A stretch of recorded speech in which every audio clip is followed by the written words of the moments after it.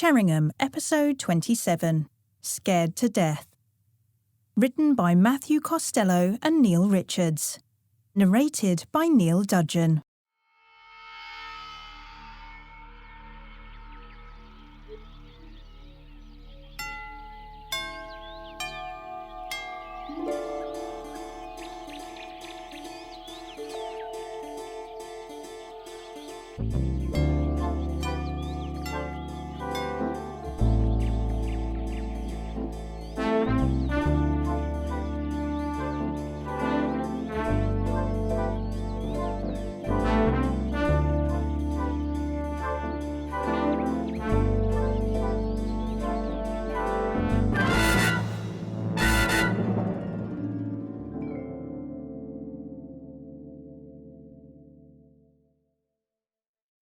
Chapter 1. A Scream in the Night. Maud Foy shivered as she made her way up the drive to what she called, whenever she talked about her job to her village friends, that big old pile of bricks. Just ahead, Hill House, which its owners, Basil and Alicia Coates, called the Mansion, looked like a gloomy and forbidding castle. And on a chilly night like this, the sun in retreat early, with only a few days of October remaining, it definitely did not look like a mansion. Not a desirable one, anyway. Fallen leaves crunched under her feet as she approached the tall iron gate that led to the red brick mansion, with its multiple pointy turrets and gabled windows. Never catch me living here, thought Maud. Not enough fireplaces in the damn thing to take the chill off on a night like this. Out here, perched on the edge of Winsham Rise, Hill House caught the worst of the bitter winds that swept through Cherringham in autumn and winter. Much nicer to be in our little two-up, two-down, tucked away in the heart of the village, she thought. She didn't mind the walk up from the lane. Much easier to park her car down there than drive up, get out and pull the creaky metal gate open wide. And that rattly old thing needed more than a few squirts of oil. Like the house itself, so in need of repairs and modernisation. Make more sense to just bulldoze the creepy place down. Of course, she never voiced such opinions to Basil and Alicia. For all they knew, Maud loved the place as much as they seemed to, though she suspected Alicia, a good 20 years younger than Basil, would have preferred something smaller, more modern. One of those lovely villas they have in the sun-drenched hills of her native Italy. Probably had her fill of English winters, poor woman. Maud finally reached the tall iron gate. It must once have been locked and controlled from inside the house, but that, too, no surprise, was no longer working. An old intercom by the side did work, but Basil and Alicia would be expecting her to come right in. 5 nights a week, save for the Saturday and Sunday. Always returning after her own quick supper to prepare their evening tea, turn down their beds, and, these days, remind the ever more forgetful and frail Basil to take his array of pills. All things that Alicia should have been able to handle, but both of them were trying to keep up appearances with their minimal staff, trying to carry on as if they were... what? Lord and Lady of the Manor? Ridiculous, she thought. She started to pull on one side of the black metal gate, its tall metal poles topped with bats. Bats! Typical Basil, wanting to remind everyone where his fame and one-time fortune came from. Bats, monsters, ghouls and ghosts. All that nonsense seemed ridiculous when there were real horrors on the news day in, day out. She pulled open the gate, and it creaked loudly. Some bird, maybe a magpie, squawked back in response. Perhaps it thought another species had invaded its domain, eager to compete for the mice that roamed the gloomy red brick building, as if knowing that some day it would all be theirs. Maud slipped through the narrow gap, then pushed the gate closed behind her. Another ominous screech of metal echoed against the walls of the mansion. She shivered in the cold night air. She could hear a window creaking and banging somewhere high up. Even after all these years, the place still gave her the creeps. She hurried up the path and climbed the crumbling stone steps that led up to the oak doors of the mansion.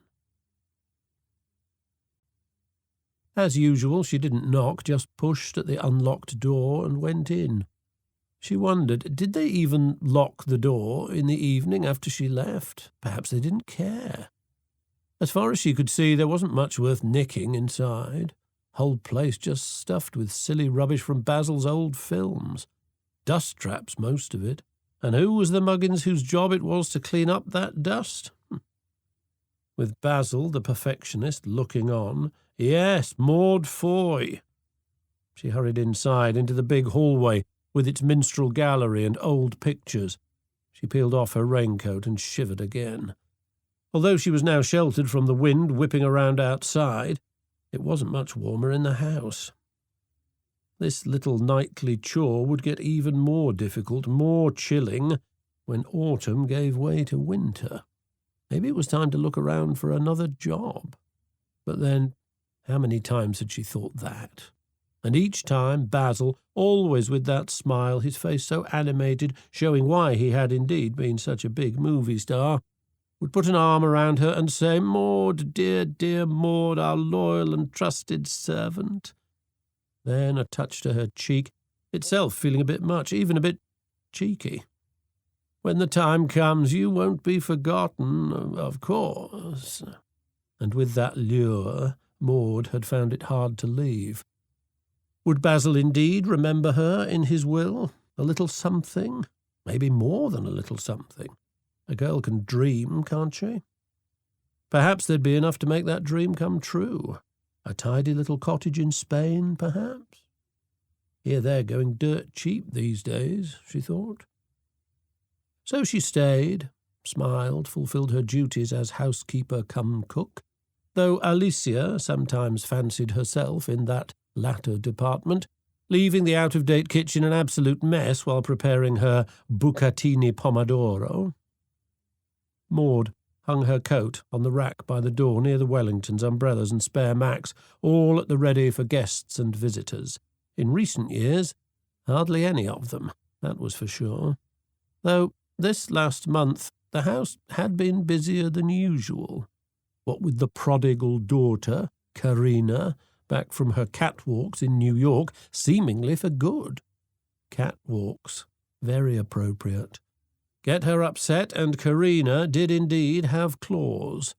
And that funny journalist bloke lurking around the place, always watching her, his feet never making a sound, hair all slicked back like he'd put some old-fashioned cream in it. Eyes always a bit bloodshot, revealing his daily regimen. Up to no good, that one, she thought. Very shifty.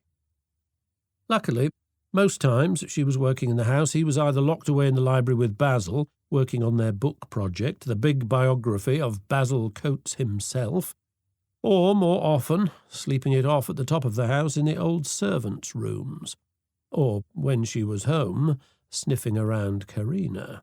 As if. Oh, yes, not much goes on in this house that I don't see, thought Maud, with a satisfied smile to herself. She turned to head towards the kitchen at the rear of the house. She passed the grand staircase with its worn maroon carpet, the pattern faded. The staircase and hallway were overseen by a row of grim paintings, the bulk of them scenes of Basil in, as he described them, my most important movie roles. Basil as a vampire, Basil in a pith helmet opening a sarcophagus, Basil in a lab ready to bring some monstrosity to life. Like the house, most of the paintings were dark and creepy. But then a few also featured Alicia, back when she was an ingenue, looking stunningly beautiful, her dark Mediterranean beauty absolutely striking. Maud walked down the long hallway to the kitchen area, going through the evening's chores in her mind. Get the kettle on, see to some biscuits and cakes, clean up any dangling things from the night's dinner, a Dover sole and a simple romaine salad. Then lay the table for tomorrow's breakfast. Basil certainly did like to take care of himself, eating healthy, staying as active as he could. A few steps into the kitchen, floorboards creaking, Suddenly, a shrill scream reached every part of the stone house. Maud froze. And again a scream, now mixed with a man's voice, Basil for sure, babbling loudly. Maud felt her heart race as she turned, for a moment frozen on that spot with the terrifying sounds slicing the air like a knife. Until she shook off her own fear and hurried as fast as her legs could carry her, which wasn't fast at all, to the stairs and up, thinking something must have happened up there, like what happened last week, and the week before, something bad. Chapter 2. The Third Incident. Maud's feet hit the stairs, her hand holding onto the rail tightly. Not in the best shape, this hurrying to the screaming above had made her breathless, even a little dizzy. When she got to the landing, she worked out where the noises were coming from. The master bedroom, one of the gloomier rooms in this gloomy house.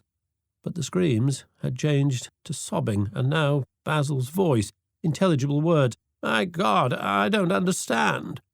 And, still breathless, Maud walked slowly towards the bedroom. At the doorway she paused, took a breath. Whatever would she see on the other side? The bedroom empty, lights low. Maud turned to see a sliver of cold light from the half-opened bathroom door, shadows moving. She crossed the room and gave the door a tentative push. The bathroom, cold, clinical, white tiles on the floor, and dingy white walls like a 19th-century operating theatre. And there, backed up against a towel rack, Basil, holding Alicia close, both of them shaking their heads, standing as if huddled against something incredibly horrible. She heard water running. The bath was across the room, not modern, of course, none of those fancy jacuzzi jets. The ancient tub, claw-footed, something that the mistress of the house liked to enjoy with candles dotting the room, always with her airs, everything so fancy, like she was bloomin' royalty. But when Maud turned from the shaken couple to that tub, she saw the tap spitting out not a stream of water, but blood. Blood flowing, splashing into the tub, sending up spits and drops of red onto the hospital-white porcelain of the walls. "My God," Maud said, her hand drawn instinctively to her chest, now backing away from the gory vision. She turned back to Basil, the old coot looking as if he had seen the Grim Reaper. The three of them sat in the kitchen, each one huddled over the tea that Maud had prepared. Basil shook his head, an arm around Alicia, whose radiant face, still beautiful even aged 60, was now looking grim, angry. Not a lady to tussle with, Maud knew. But for a moment nobody said anything, until finally Maud felt she had to speak. "Mr. Coates." Basil was never the one for dropping formalities among the staff, even when that staff was reduced to 2 or 3. "Perhaps you'd better call the police in Cherringham. Let them know it's happened again?" A nod, Basil still keeping his eyes focused on the distance. Maud had turned the tap off, no easy task being so close to the tub of blood. But then, when she was a foot or so away, she could tell it wasn't blood. Red, oh yes, thick and syrupy, but not real blood. Then the questions. How did someone do that, and why? Now Alicia, her face fierce, spoke, the accent so often nearly musical, now hard and cutting. "Oh, sure, all right. We can call that policeman, that boy, what's his name? Rivers, with his little car and his notebook and his radio, and then what?" Alicia turned from Basil, then to her. At times Maud felt that Alicia looked upon her as an ally, not only in keeping the house and their lives running, but in her support of Basil, who, at a flinty 85, and despite protestations of independence, certainly seemed to need protection. She certainly didn't get much help from her daughter Karina, whose contribution to Hill House seemed to start and stop at the drinks cabinet. Funny, she thought, I wonder where Karina is. Can't have slept through all this racket. Probably lying on her bed with her headphones and a face back on. She turned, as Alicia slammed her hand down on the kitchen table. "But this is the third time, huh? Third time in a month, yes? Someone doing this to—" A look to Basil. "To you, to us, and what does that silly policeman say?" Maud knew what was coming. She had been there the first night when they'd found human skulls arranged on the back patio. Alan Rivers saying he would put the place under regular surveillance. But in his view, a thing like this, done to a once famous horror star, smacked of pranks. Maybe just an eccentric fan?